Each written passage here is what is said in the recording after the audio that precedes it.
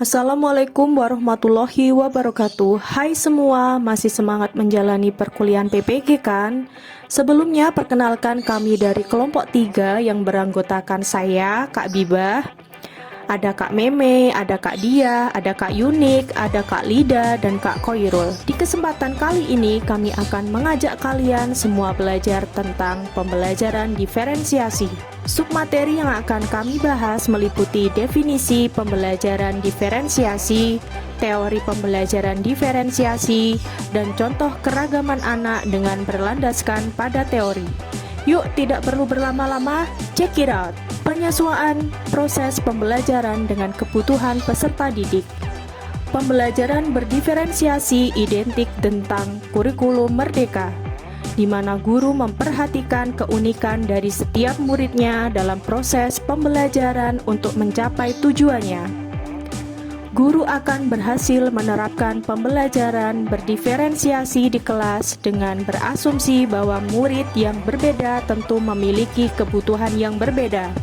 Selanjutnya kita akan membahas tentang teori pembelajaran diferensiasi. Teori pertama yaitu teori sistem ekologi. Teori sistem ekologi merupakan pandangan sosiokultural Bronfenbrenner tentang perkembangan yang terdiri dari 5 sistem lingkungan. Kelima sistem ekologi tersebut adalah mikrosistem, mesosistem, ekosistem, makrosistem, dan kronosistem. Berikut penjelasan mengenai urutan sistem tersebut. Pertama, mikrosistem adalah kondisi yang melatar belakangi anak hidup dan berinteraksi dengan orang lain dan institusi yang paling dekat dengan kehidupannya, seperti orang tua, teman sebaya, tetangga, dan teman sekolah. Yang kedua adalah mesosistem, adalah hubungan antara dalam mikrosistem. Sebagai contoh, orang tua dan guru berinteraksi dalam sistem sekolah.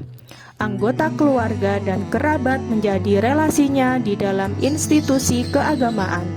Pelayanan kesehatan berinteraksi dengan keluarga anak dan sekolahnya. Yang ketiga adalah ekosistem, adalah sistem yang berisi sejumlah kondisi yang mempengaruhi perkembangan anak di lingkungan rumah, namun anak di sini tidak terlibat dalam satu peran langsung.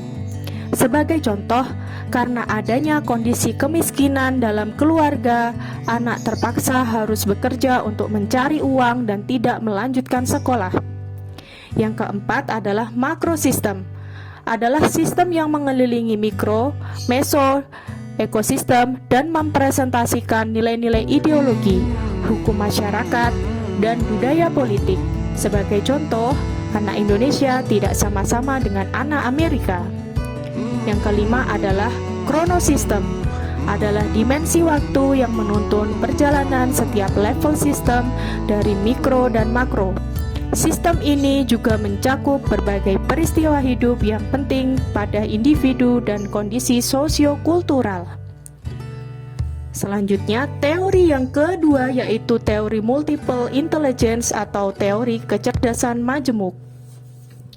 Teori multiple intelligence atau teori kecerdasan majemuk dikembangkan oleh Howard Gardner tahun 1993. Mendefinisikan bahwa intelijensi sebagai kemampuan untuk memecahkan persoalan dan menghasilkan produk dalam suatu setting yang bermacam-macam dalam situasi nyata. Ada 8 jenis kecerdasan, yaitu yang pertama kecerdasan verbal linguistik atau kemampuan berbahasa. Yang kedua adalah kecerdasan logis matematik atau kemampuan mengolah angka dan logika matematika. Yang ketiga adalah kecerdasan spasial visual atau kemampuan pada bidang ruang dan gambar.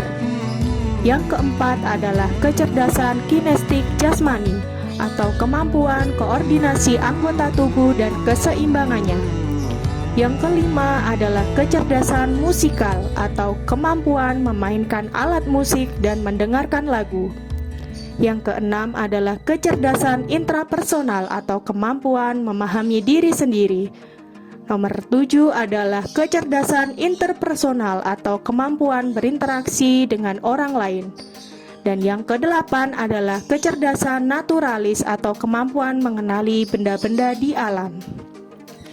Teori selanjutnya adalah teori ZPD.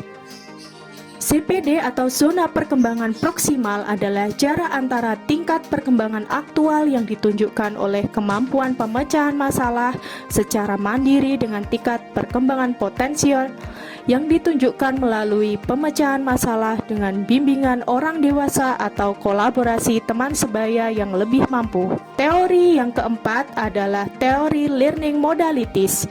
Teori learning modalities atau modalitas dalam belajar bisa dikenal dengan VAK atau visual, auditory, dan kinestetik. Selanjutnya, kita akan memberikan contoh keberagaman anak berlandaskan teori tersebut. Contoh yang pertama adalah contoh keragaman anak berdasarkan teori sistem ekologi. Contohnya adalah anak Indonesia tidak sama-sama dengan anak Amerika. Begitu pula anak Amerika yang tidak sama dengan anak Indonesia. Sehingga dapat dimaknai bahwa karakteristik anak dari segi makrosistemnya adalah tidak sama. Contoh yang kedua adalah contoh keragaman anak berdasarkan teori kecerdasan majemuk.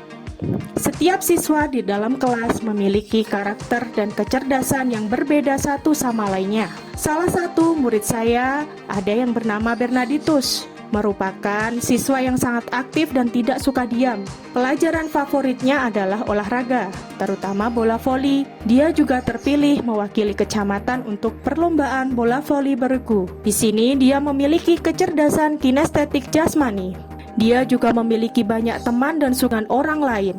Dia juga memiliki kecerdasan interpersonal. Namun, saat pelajaran bahasa Indonesia sangatlah kurang, terutama pada kemampuan membaca atau kecerdasan verbal linguistik.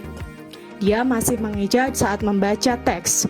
Contoh yang ketiga adalah ketika mengajar di kelas 4 dengan siswa sejumlah 30.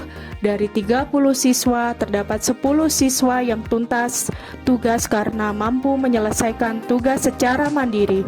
20 siswa yang lainnya belum mampu menyelesaikan tugas secara mandiri dan masih membutuhkan bantuan. Untuk mengatasi hal tersebut, maka dibagilah siswa menjadi 10 kelompok yang di dalamnya terdapat satu siswa yang tugas tuntas. Hal ini dilakukan agar siswa yang belum tuntas tugas dapat berdiskusi dengan teman yang tuntas tugas. Peran guru di sini adalah sebagai mediator pada kegiatan belajar saat mereka saling berbagi pengetahuan melalui interaksi sosial yang berlangsung di dalam kelas. Peran tutor sebaya ini akan membantu siswa yang sedang dalam tingkatan perkembangan potensial dapat menuju tingkat perkembangan aktual.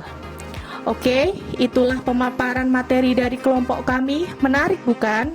Sekian presentasi dari kelompok kami. Ada kurangnya kami mohon maaf yang sebesar-besarnya.